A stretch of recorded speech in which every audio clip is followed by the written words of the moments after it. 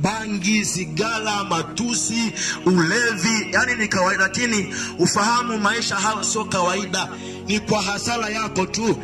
Kuna mtu anasema kwamba ukitenda wema ni kwa ajili yako, ukitenda ubaya ni kwa ajili yako.